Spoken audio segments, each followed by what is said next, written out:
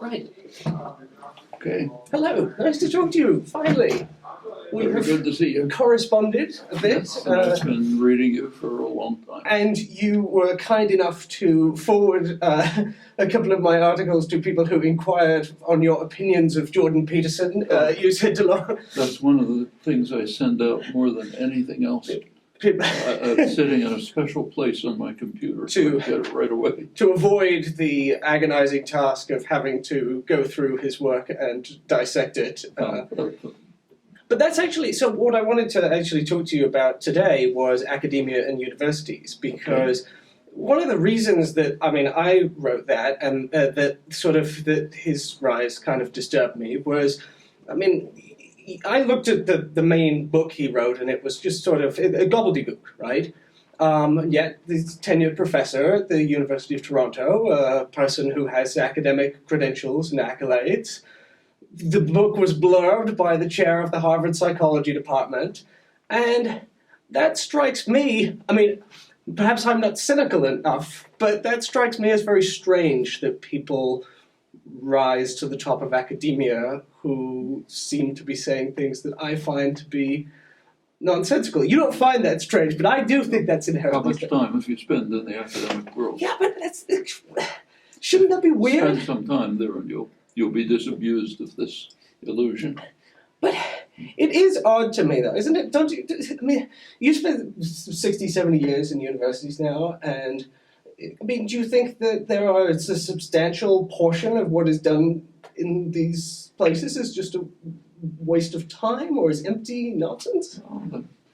First of all, there's very serious work done. Mm-hmm. So I think the universities are probably the best institution in our society. So I'm going to be critical, but we should recognize the value. Mm-hmm. They are unique. They're the one place where you do really have some degree of openness, ability to question, pursue your own interests and concerns. There's nothing really comparable. Mm-hmm. On the other hand, some of the things that happen are unbelievable. So I'll just give you an example. Okay. In the 1960s, I was at MIT. Mm-hmm. I started teaching undergraduate courses on my own time on social and political issues. It's not what they were. Mm-hmm. I was hired for, so right. I used my own time. And we had good classes. Lots of students came. It was quite interesting.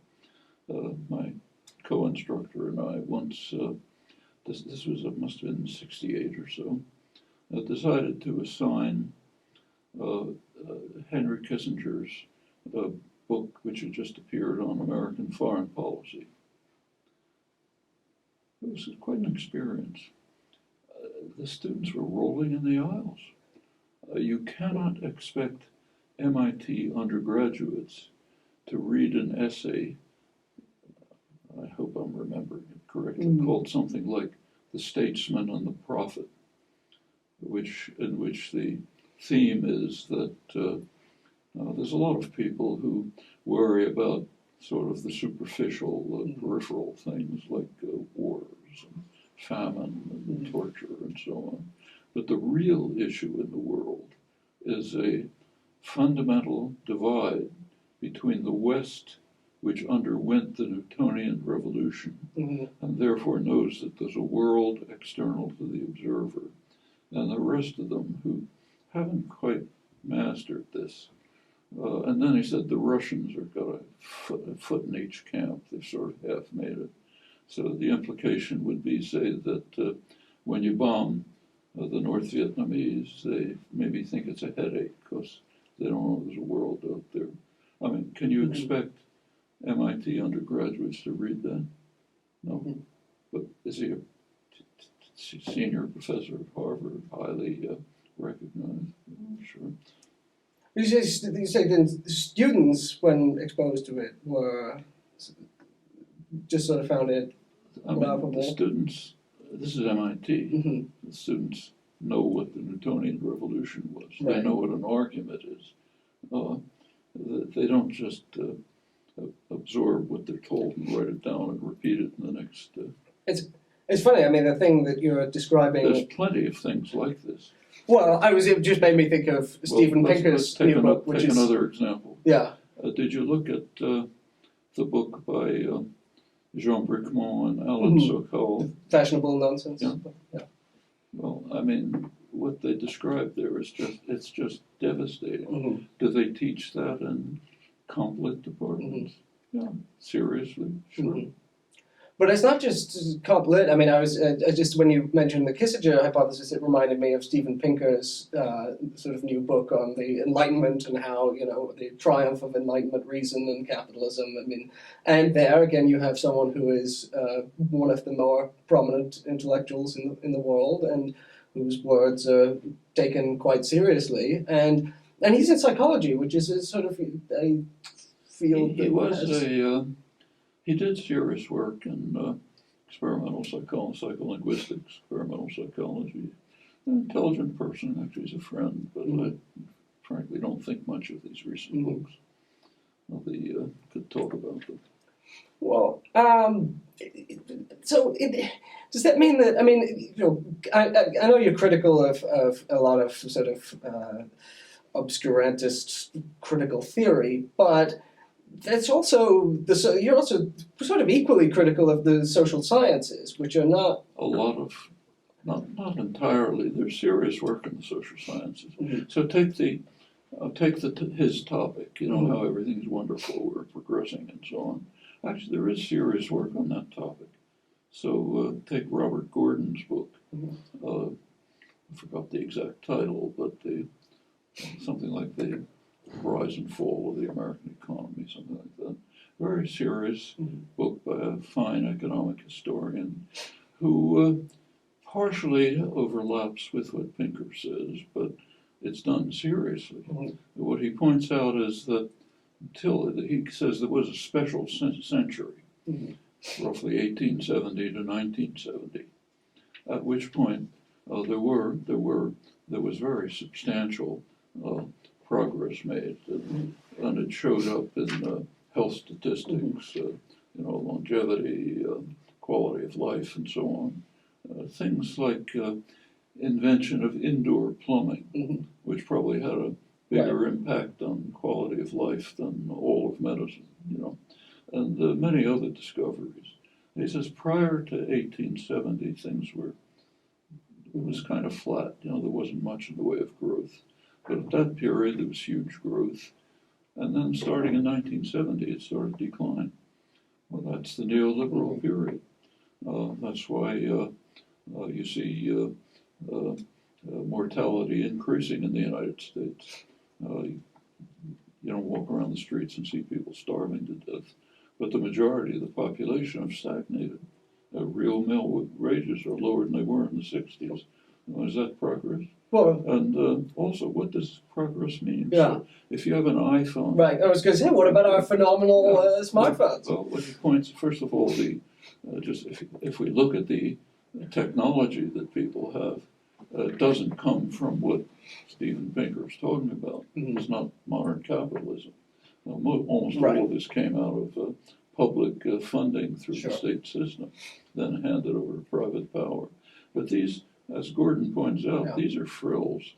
iPhones, as compared with indoor plumbing or electricity, is almost invisible.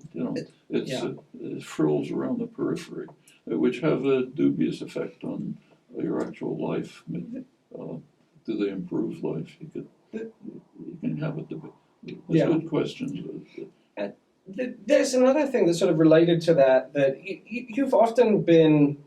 I've seen you be critical of those who mistake the solving of engineering problems for advances in knowledge, the sense that because we're developing more and more sophisticated devices, we are advancing scientifically in our sort of understanding of the world. But you've kind of been very critical of the idea that developing chess-playing computers and what have you is giving us real insight. I use a computer. I use the internet. Actually, I was around when they were being developed in the 50s and 60s, and actually a lot of it at the lab where I was working. This was mostly developed in research institutes, academic institutions, almost all on public funding, ultimately handed over to private enterprise for profit and marketing and protection by government rules. Bill Gates, for example, is a multi-billionaire in large part because of patent laws that are so extreme that if they'd ever existed in the past, the United States would be exporting fruit and fish. But so yes, all of this happens. But the fact that the latest app is a little bit different than the last app, that doesn't seem to me serious progress. In fact, it may be regression. I just want to check my camera here to make sure I'm going. Yeah, okay. Well, then one thing. Then what that brings me to is ask you what sort of criterion you use to evaluate what kinds of inquiry are valuable, what kinds of knowledge are worth developing and pursuing. There's no simple criterion. So, for example, today there's an article in one of the journals, maybe the New York Times, on the study of a Denisovan cave in Siberia, where they're finding some quite remarkable things about a branch of the species of humans separate from Homo sapiens, seem to have developed surprising beginnings of technology right at around the time it was developing. This is very hard work. People have been working on it for a long time, trying to dig out little bits of a bone or a tooth and experimenting with it. Is that valuable information? I think it is. I mean, it doesn't increase GDP, sure, but it increases our understanding of the history of the human species and its various branches and so on. There's a lot of pressure to make universities develop a more kind of instrumental approach to knowledge, cutting history departments and increasing business studies and what have you. The argument being that knowledge is a tool used for the world. We have to teach young people the tools that will help them succeed in the world. When Barack Obama talked about education, he sort of made a joke about art history degrees and talked about preparing kids for life. And it's hard for me because I think, well, how do I argue against a pragmatic approach to knowledge? Because I do think knowledge is somewhat pragmatic. Is your life improved if you have no understanding of the rich tradition of the arts and literature? Or is it improved if you do have knowledge of that? If you can go to the Metropolitan Museum in New York and look at the latest exhibit and appreciate and understand it, is your life improved that way more than by having another hamburger at McDonald's, let's say? It's very difficult for me, though, to know how I would make the case to someone who didn't appreciate it. If you don't appreciate it, don't have it. Right. I don't appreciate apps, so therefore I don't have any. Okay, I don't use social media. Right. Nobody's forcing me to. Right. I'd rather do other things. If somebody would rather spend their life looking at the latest thing on Facebook, fine, they can do that. Yeah. But that doesn't mean that others should be deprived of the opportunity to enjoy and appreciate the great intellectual and artistic achievements of the world and to use that for their own development. Well, what universities said, I think the University of Akron just sort of cut a bunch of history and sociology programs and replaced them with an esports program, which is a euphemism for video games. But what they said is we're responding to the market. This is what people want to study. This is what people want to learn. So this is what our university should become. Okay, by that standard, you should drop all courses that involve reading and move just to having students look at Facebook all day.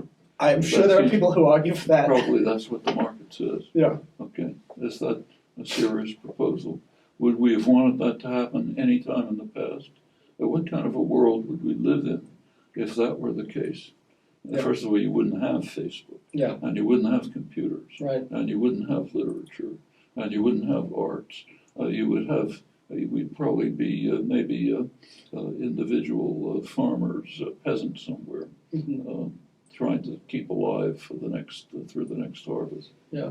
Well, what frightens me is I think there are a lot of people. In fact, I think sort of the dominant consensus, for example, in economics, is that the market demand is our measure of human value. Whatever people subjectively choose in a world of plenty. Economists do say that, but they overlook some not very obscure facts. So let's turn on television. If you took an economics course, one thing you learn, Econ 101, is that markets are based on informed consumers making rational choices.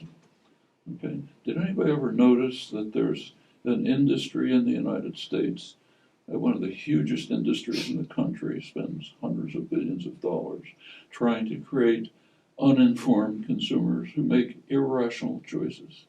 It's known as the advertising industry, public relations industry. It's exactly what they do.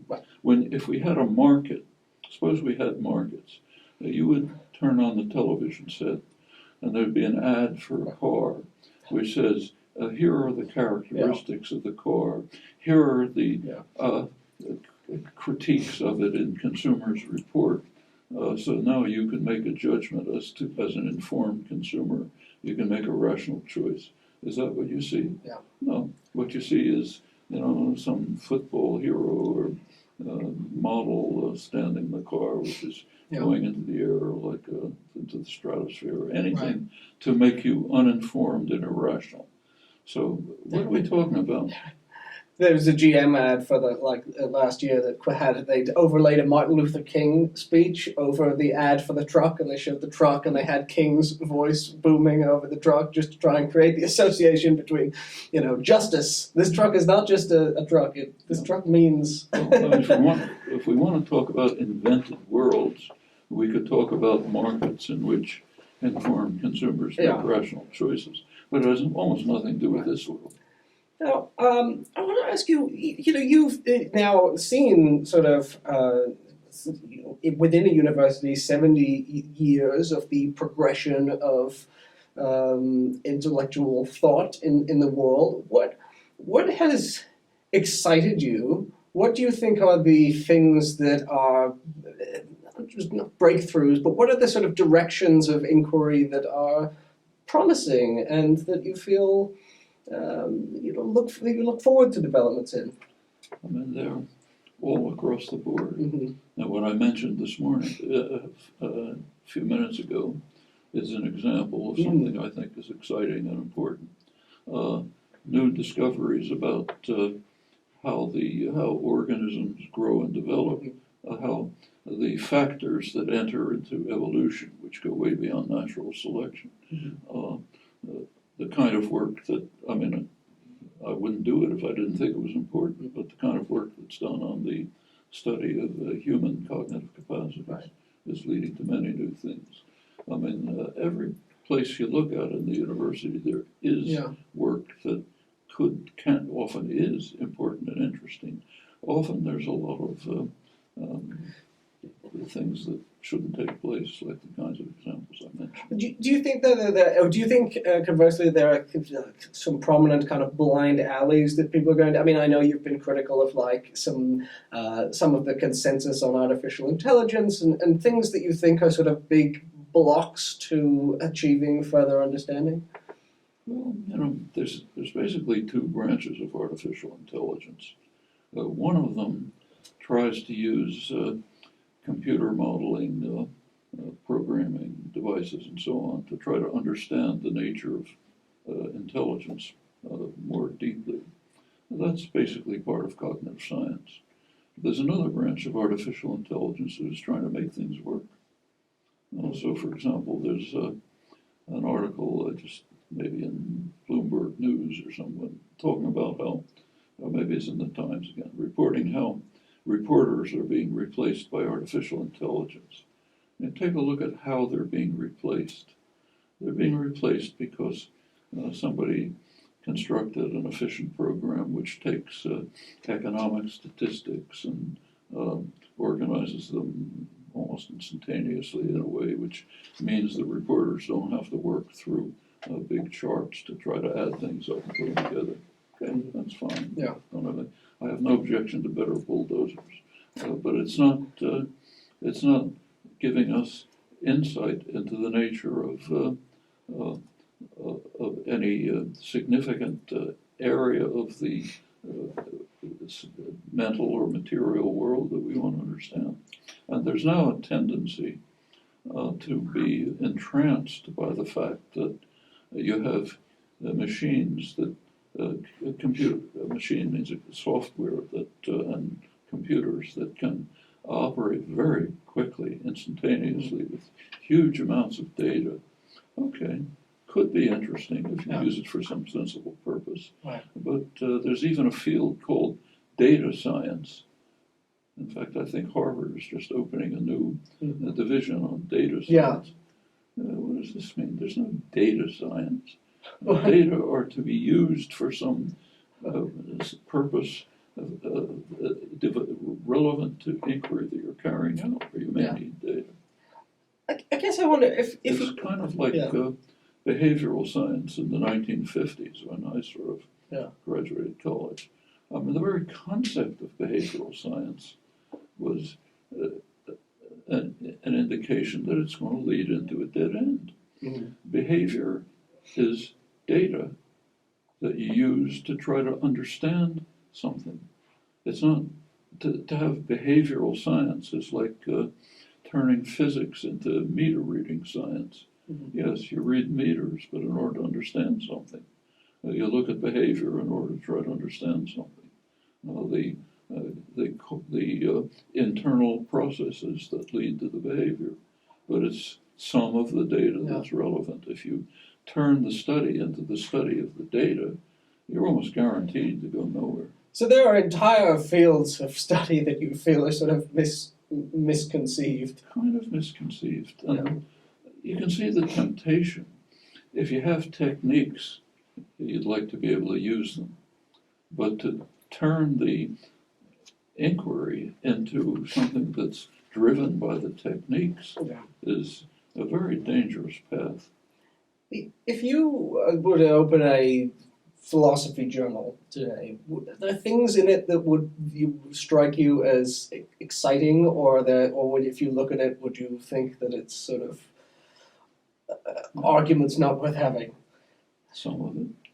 It's like any other field. I subscribe to the philosophy journals. I find interesting and important articles. I find lots of things which seem to me a bore. But what makes something interesting and important to you? It yields understanding and insight of something that's worth knowing about. Can you give me an example of what something like that would be? In philosophy? Yeah, sure. For example, in the areas of my particular interest, say linguistic semantics, there's very interesting work being done on how you can develop a fairly rich understanding of the meanings of sentences in terms of what's called event calculus. So this is work that goes back to a philosopher named Donald Davidson, who had some interesting and now been developed by many people, Paul Petrosky, others. You can take the sentence, you have a simple problem like John ran quickly. If John ran quickly, then John ran. But how do you get that inference? And the proposal is, or John ate the sandwich quickly. There's an event, eating. There's an agent, John. There's a patient, sandwich. And there's a quality, quickly. And if you make a conjunction of those things, you can draw the inferences. Now, that's a trivial example, but you can turn it into quite complex analysis. It also raises further philosophical questions, like, are events things in the world? Are there really events? when you do this analysis, are you doing real semantics? I'm an exception of maybe one who thinks it's not. It's real syntax. You're doing symbolic manipulation. To turn it into semantics, you're going to have to show how it relates to the world. And then you have to begin asking some hard questions. Like suppose I walk across the room. There's an event of walking across the room, but thanks to a gentleman named Zeno a couple of thousand years ago, there's also an event of walking halfway across the room and walking 3/4 of the way. And in fact, there's a continuous number of events. So what are the real events? In fact, are there any events? Are events real, or are they just a way of our constructing a symbolic description which is short of relating to reality? When you look into this, you find some very interesting questions, even going back to the classics. So there's really good evidence here. Again, I'm giving a very minority opinion, but I think there's very good evidence that the meaningful semantic units, a word-like elements of human language, do not pick out things in the world. They provide complex perspectives in which we look at the world. This was actually discussed by Aristotle, who pointed out that if you take the word house as his example, a house, he said, has two components. In his metaphysics, it was a combination of matter and form. So it's a combination of the bricks and the timbers and so on. That's the matter. But the form is the design, the intention of the user, things that are really part of the mind, which means that there is no way, going back to artificial intelligence, which does a lot of work on object recognition. We know in advance that it's going to fail because objects are not individuated on the basis of their physical properties. Something is a such and such because of the way it's understood, interpreted, designed, characteristically used, and so on. Well, exploring those issues, I think, is very interesting. For one reason, there's a huge mystery. Where do these concepts come from? There's nothing remotely analogous in the animal world. How did they evolve and develop? Total mystery. Now here we're moving into really serious problems. Well, when you say mystery, it reminds me, you've talked before about the difference between what you call problems and mysteries, where there are things where we don't know whether having these discussions could lead us to, whether it's productive and could lead to a useful outcome, or whether it's beyond the limits of our comprehension. Well, here again, I plead a minority position. There's a concept called Mysterians, which is a term of ridicule for people who think there are mysteries that are not within the range of human cognitive capacity. People like you. People like me. But I think it's misnamed. It should be called truism, not Mysterianism. If human beings are organisms, not angels, then our capacities will be based on built-in properties, like every organism. And built-in properties give a certain scope, but they certainly also impose limits. So our genetic capacity to develop arms and legs gives us enormous scope, but it prevents us from developing wings. And in fact, every built-in capacity has that property. So we then ask the question, well, are human cognitive capacities exempt from this observation? Conceivably, but you'd need a pretty strong argument. And I think there are actually good examples, even in history, of things that have been recognized to be mysteries that we will not penetrate. People who are not stupid, like Isaac Newton and David Hume, had very good reasons for believing this. And I think it's worth looking into their reasons. So the idea here is that just as with a dog or a pig, there would be limits to what it could possibly understand, even if you could teach it a lot of things. If the human being as a biological creature, not angels, has and upper limit that it might be true of us. To its capacity. And I think there are plausible examples. So what are the things that you put in the category that you think, basically, as far as we can tell, we don't really know how to move forward on understanding? Let's take problems that have been raised for thousands of years, where we're in exactly the same spot as we were thousands of years ago. So every one of us is convinced with good reason that we can make choices. Like I can choose to pick this up and throw it out the window, or I can choose not to. We all know we can do that. It doesn't fall within the range of the sciences as we understand them, which are based on principles of determinacy and randomness. That much was understood in the 17th century, that you can have determinacy and you can have randomness. Is there anything else? Well, my ability, what's called freedom of the will, my ability to choose and decide, yes, that falls with it. It appears to fall without it. Now, there's a huge amount of literature arguing that this is an illusion. Right. We don't really have this. Yeah. But there's something very odd about that literature, as in fact was pointed out by William James once. Everyone who presents that argument believes that they are giving reasons to other people to convince them that they don't have freedom of will. But that means they're presupposing freedom of will. And in fact, we all accept it. Actually, I think Descartes had what today, up till today, stands as maybe the best statement about this. He says it's absurd to abandon what we know to be true just because there's reason to believe that we will never understand it. His reason to believe we don't have to accept, that is, it's divine, it's in the area of the divine.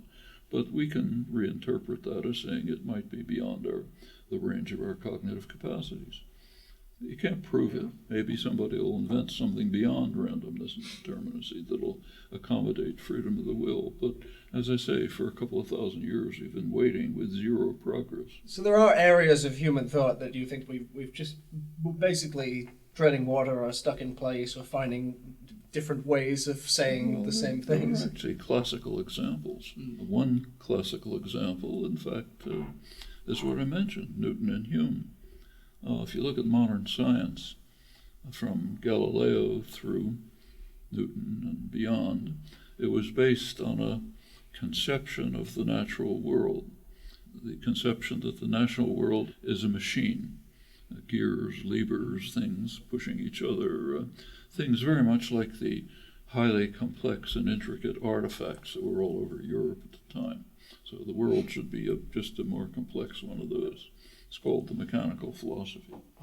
When Newton came, he was a firm believer in Newton, when he discovered that it simply doesn't work. That if you look at attraction and repulsion, they take place without contact. And he regarded that as such an absurdity, his word, that no one with any scientific intelligence could ever accept it. And the great scientists of his day agreed. Leibniz, Christian Huygens, others said, yes, of course, this is total absurdity. You're just bringing in occult forces. Well, what happened to that idea? Notice that Newton's theories were perfectly intelligible. It was the world that they were describing that wasn't. It did not. The criterion of intelligibility was you can construct a mechanical model for it. David Hume argued that Newton, in his History of England, he writes that Newton's maybe the greatest genius who ever lived. He uncovered and revealed and explained many of the mysteries of nature, but he left other mysteries which he showed we will never comprehend, namely these. All right, now let's take a look at what happened later. Science basically lowered its aims. It does not aim to give an intelligible concept of the world. It aims to give intelligible theories of the world, like Newton. But that leaves a gap. Now, there's several ways of reacting to this. We could say Newton, Hume, Leibniz, and so on were pretty stupid. We're smarter, so we realize this is nonsense.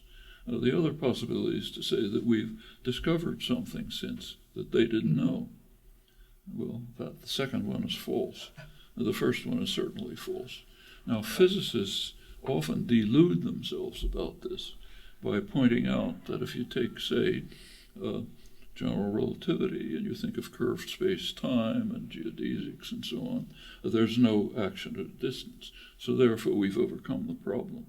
But we've only made the problem deeper because curved space-time is even more remote from the mechanical philosophy than action at a distance is. So I think we are left with this gap. We do not aim for intelligibility of the world.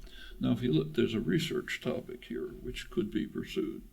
I think you could probably show that the model of intelligibility that Galileo, Newton, others developed as soon as they kind of escaped from the bounds of neo-scholastic philosophy is probably our ordinary cognitive limits about how we conceive of the world. That's a topic that could be researched, and I'll bet it'll turn out to be true. Well, what that will tell us is that our intuitive, innate, instinctive concepts of intelligibility simply don't work for the world.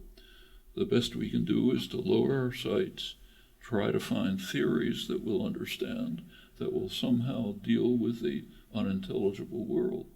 Well, that's, as Hume pointed out, a mystery that we cannot solve. You would agree, I suppose, that even in the hard sciences, people are, even today, susceptible to both having illusions about their abilities to understand the world. It's very commonly claimed by scientists that we can understand everything if we try hard enough. In fact, great figures believed this, like David Hilbert, one of the great mathematicians of the 20th century, had insisted that on his tombstone there would be the slogan that he believed was most important. There is no ignorabimus. We can understand everything if we try. And I think that's very widely held among scientists. I should say that these are very minority positions. I'm not speaking for almost anyone. Well, that's why I'm asking you. Okay. You're the only person that thinks that. But, no, so, yeah, I think it's funny because I think... let me say there are other things which we will never understand, but for different reasons. Like take the question I raised before, the evolutionary origin of our concepts. That's a topic that could, in principle, be understood if we could possibly get the evidence, but we can't get the evidence. So that's something we won't understand, but not because of cognitive limitations necessarily. Maybe just, in fact, there's a very important article by cognitive evolutionary biologist Richard Lewontin on the evolution of cognition, in which he goes through the ways in which it's possible to study evolution and any conceivable thing we can discover, and he concludes that, unfortunately, evolution of cognition simply doesn't fall within this range. It's pretty hard to give a counterexample. And I suppose it makes sense that because human beings are only ever going to have access to 0.0001% of the available information or the existing information. Some of it is impossible, like what happened 500,000 years ago. Right. We can find artifacts, but we're not going to find what people were saying. Nobody was taking tape recordings. And I take it you think that, probably think evolutionary psychology is one of these fields that lapses into a excessive certainty over what we can deduce. I mean, I think evolutionary psychology is a fine field. When I worked on evolution of language, where I think you can say some things about, that's evolutionary psychology. But a lot of it is just hand-waving, what evolutionary biologists call just so stories. Maybe this happened, maybe that happened. I want to just get back to universities and academia to wrap this up. I was just looking at the syllabus you had for the course you taught here last semester of what is politics, and what struck me is I was a political science, political theory undergrad, and when they asked the question, if it was a course on what is politics, you would begin with the Republic, and then you would do Locke and Rousseau, and you begin with capitalist realism and with the threats of nuclear war and climate change as what is politics. Would you say that and I understand that approach because those are things that matter, and politics is about things that matter. But does that mean that how would you reconfigure the political science to actually have insight into what politics is? I think a lot of political science has great insight into it. So let's take the conception that the United States is a democracy. A democracy is presumably a society in which the general population has a voice in how decisions are made about social, economic, and political conditions. Now let's take a look at serious political science research. Now, what does it show? There's very good work on this. So my close friend Thomas Ferguson has done leading political science. This is the Golden Rule. Golden Rule has done remarkable work showing very persuasively up till the present moment. Golden Rules years ago was carried forward. Up until the present, you can predict the outcome of an election with remarkable precision by simply looking at campaign spending, one variable. Well, as a corollary to that, elected representatives, as soon as they're elected, the first thing they have to do is appeal to the donor class. Somebody in the House of Representatives may spend 5 or 6 hours a day just calling the donors. And meanwhile, what happens to legislation? Well, the lobbyists come in from the corporations. They meet with the staff. They, of course, overwhelm the staff in information and background, and they basically write the legislation. Effect, it's been studied by other fine political scientists, like, what's his name, Gillens, who's showed very convincingly that large majority of the population are literally disenfranchised, meaning their own representatives pay no attention to their preferences, listen to other voices, and we know which voices those are. Is this a functioning democracy?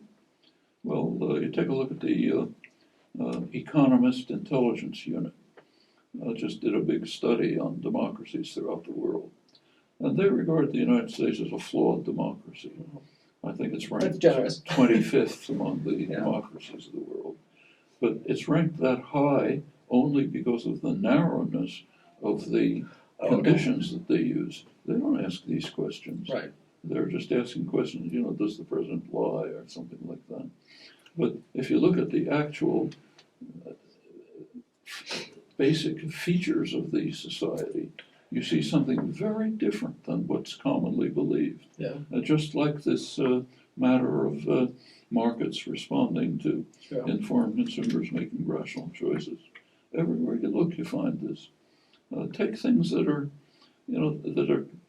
when you begin to look into the specific details, it's extremely revealing. And so take, say, the gun culture in the United States, fanaticism about filling your closet with half a dozen assault rifles and so on. Where did this come from? Well, it turns out there's good studies of it. These are things that can be studied. There's a woman named Pamela Haag, H-A-A-G, who did a very good study on the origins of the gun culture. Turns out that after the Civil War, the gun manufacturers had lost their market. Guns, there was no gun culture in the 19th century. A gun was like a tool, like a shovel. A farmer had a gun to keep critters away from his sheep or something. And the farmers, it was an agricultural society, they didn't want these fancy guns that the gun manufacturers were producing. So you could sell some abroad and so on, but there wasn't much of a market. So they started what is probably the first major public relations campaign in modern American history to try to create the image of the Wild West, in which noble cowboys had pistols, they were fighting off the bad guys and shooting faster than someone else. Yeah. So, all of this is total fantasy. There was nothing like it. Cowboys were the kind of the people at the fringe of society who couldn't get a job, so somebody would hire them to push their cows around. It's not Wyatt or it's not Wild Bill. Right. And then comes along the things like that were later imitated by the tobacco industry, the Marlboro Man and so on. Your son won't be a man unless he has a Winchester rifle. Yeah. Your daughter has to have a pink revolver to defend herself. Pretty soon you have a gun culture. Is it because people wanted guns? Right. It was what Thorstein Veblen, a little over a century ago, called fabricating wants. That's a large part of the society.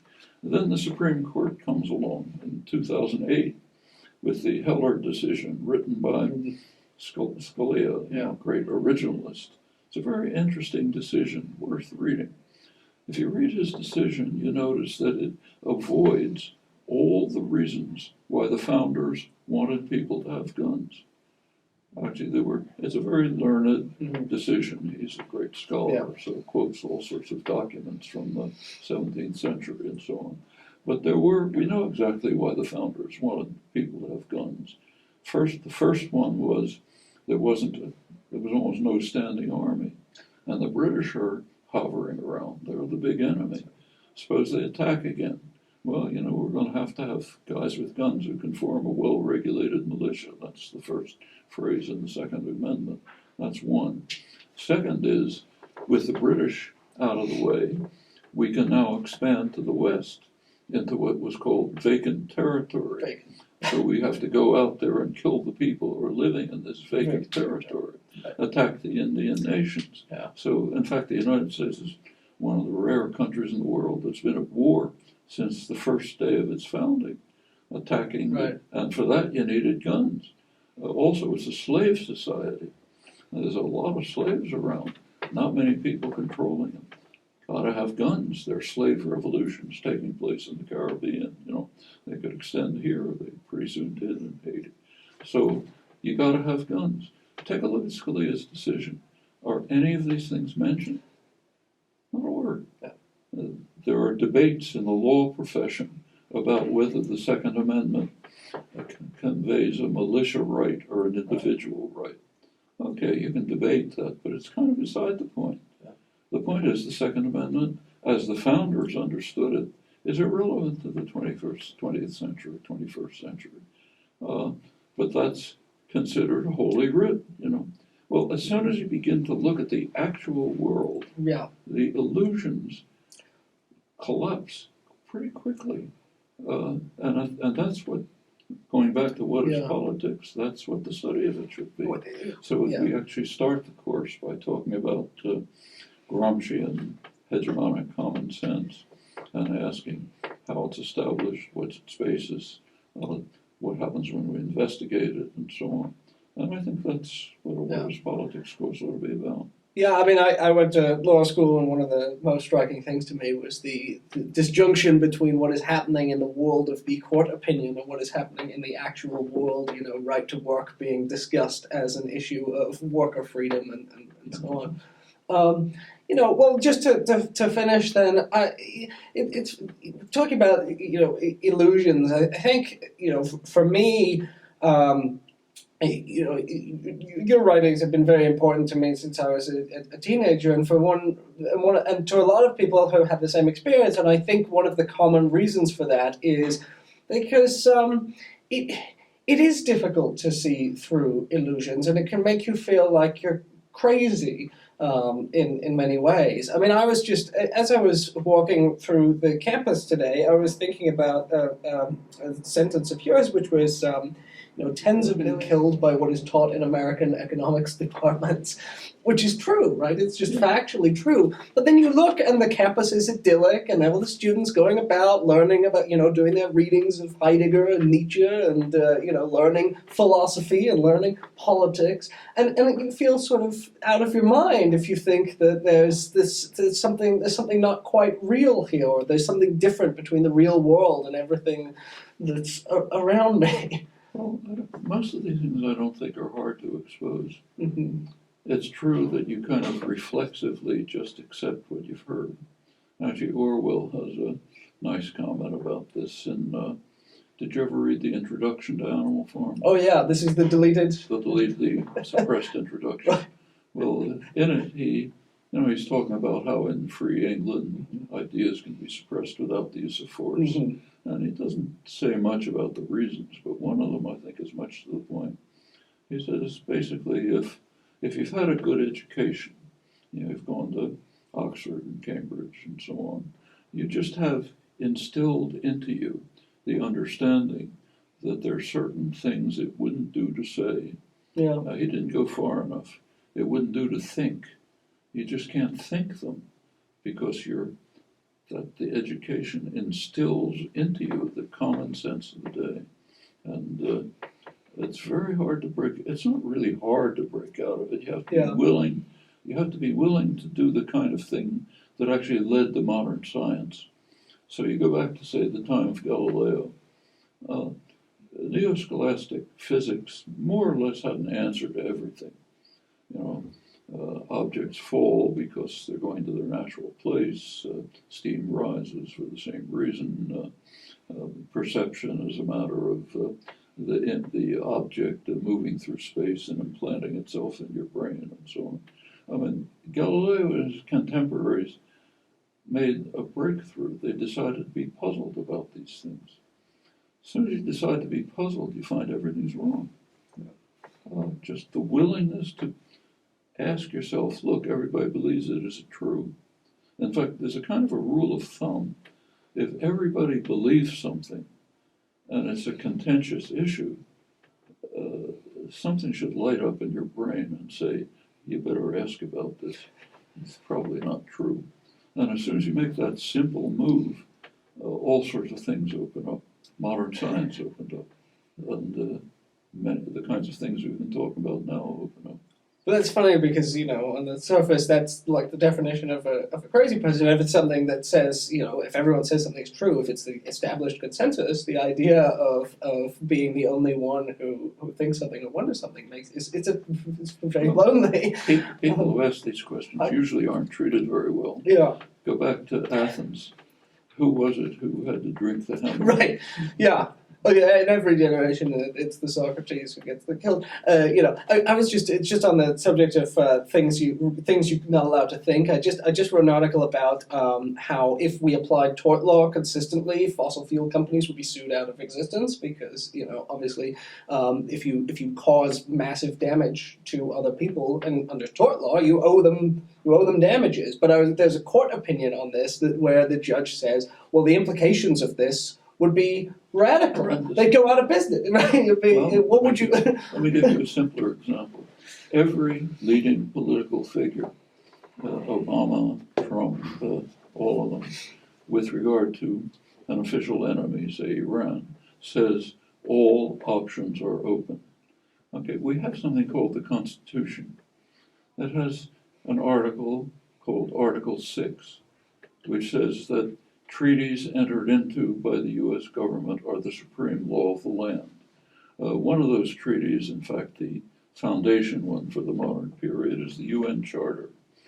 It has an Article 2, Article 2.4, which says the threat or use of force in international affairs is banned. Okay, there are a couple of exceptions, but they're irrelevant. So that means that every leading political figure is violating the Constitution. Right. Okay, does anybody care? Yeah, your quote about how if we apply the Nuremberg principles consistently, every U.S. president will be hanged. Violating the U.S. Constitution. they're things that are very difficult to dispute if you actually look at it objectively. Well, I want to just let's finish up then, and thank you very much. And that willingness to be puzzled, I think, is one of the most important. I mean, certainly, I think the most important thing that I've ever gotten from reading you. It's not the specific analyses which have been important, but it's that idea of trying to ask questions even when you're discouraged from doing so. And You're not. It's not that you're told not to. right. It's just that the issue doesn't come up. Yeah. Okay. So like in economics courses, the issue doesn't come up that there's a huge industry designed and succeeding in undercutting your major thesis. Designed to do it and succeeding in doing it. Yeah. It just doesn't arise, Sometimes you're implicitly discouraged. In grad school, I was told that one of my papers seemed as if it was too sympathetic to the landlords rather than to the tenants rather than the landlords in landlord-tenant court. They said, "Well, this isn't objective. Got to be neutral. You got to be neutral." It's all equal. They're making a contract, so it's free. There's a real fear of being seen as an activist in the academy, and that's the thing, is it's not actually a left-wing place, even though it's seen as historical reason for that. Look at the way activists are treated throughout history. Not nice. That was really the most striking thing to me in grad school was how the supposed liberal academia has actually got a real fear of it doing anything that would be seen to be engaging in politics or activism. Don't rock the boat, you're better off. Yeah. And you may not say it to yourself. It's Orwell's point again. Just wouldn't do to say those Wouldn't things. do. Wouldn't do. Well, Okay. thank you I so gotta go. much. I truly. I gotta go to this. Yes.